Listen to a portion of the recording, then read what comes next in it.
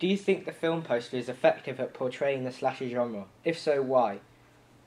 Yeah, I think it's very effective, particularly because of the use of prop, which is bigger than the characters at the bottom, so it shows that that's what's going to kill them all off, and also the mask as well on the main character.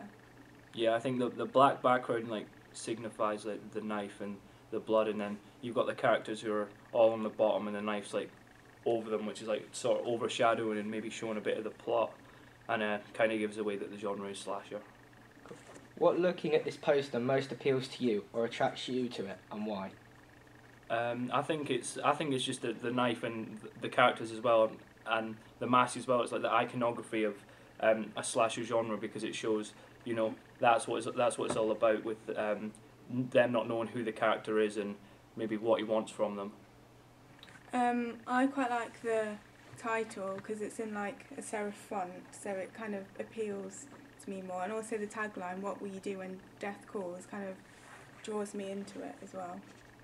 What within this film poster would actually make you want to go and watch the film? I think just the general consensus that these characters are going to get hunted down one by one, which is a typical slasher sort of narrative plot.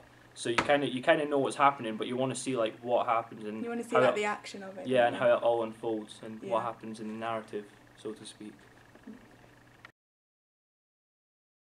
Within this website homepage, does the use of multimedia tools like the film trailer and images from the film appeal to you, and why?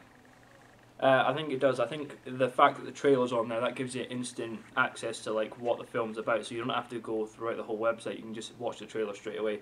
And then the images, that also gives you a sort of background. The image on the website is similar to the one on the poster, with the fact that the villain or the antagonist is at the back, with the main characters in the forefront, and it just gives this overshadowing like it does on the poster. It's and it gives you the sort of idea what the narrative is going to be about from the website, and you've got the trailer on there as well. Yeah, I think without the trailer and the pictures on it, it wouldn't be as appealing. So I think it's definitely a good thing that they've got the trailer on there as well. What do you think actually appeals to the film's target demographic, which is teenagers, to go and look at the website? I think it's got with the social networking at the bottom. That gives them their medium to go and kind of explore the film. And it also, you've got the trailer, which is linked to YouTube, and they've got the characters that are around about the same age as the demographic, so it will appeal to them as in the fact they can identify with these characters. They can relate to them. Yeah. So, yeah. How effective do you think the graphology and overall structure of the website is at promoting death calls, and why? I think the structure, how it's got, in the poster, how it's got the antagonist at the back, and then it's got the main characters at the front, is will appeal. It's quite effective as well, because it shows the house style as well between the two.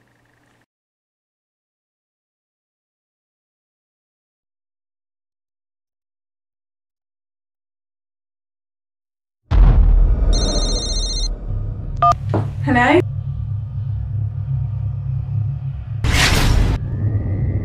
Brutally stabbed to death.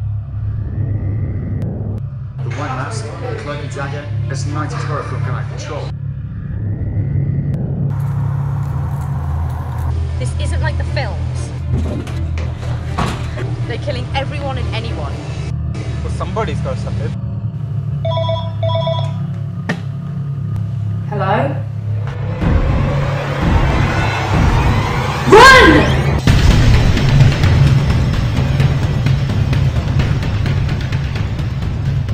I'm not afraid of you!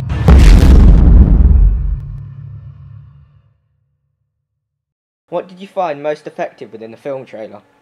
I like the quick cuts between all the characters' faces, because they were zoomed in, and you could see the expression on the face, which built tension. Yeah, I just like the whole pace of it. It kind of started off kind of slow and then built up a little bit as you got into the news report, and it kind of showed the sort of danger that the characters were in, especially when the phone rang. It's kind of like an eerie sort of sound that creates tension, which is what the whole trailer is about at the end of the day. Does the use of captions within the trailer advertise the film and draw you in to go and watch it? Yeah, I think it does.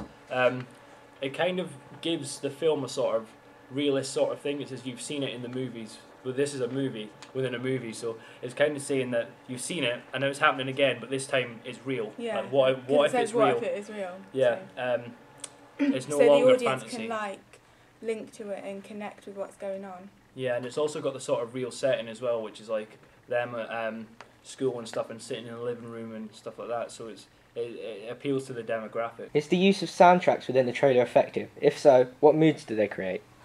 It creates quite an eerie atmosphere, especially at the montage scene when the sounds like the pace quickens and it kind of gets louder as well, kind of builds tension. And when it cuts to their faces, it's got the drums as well. It's like boom, boom, boom when it cuts to their faces.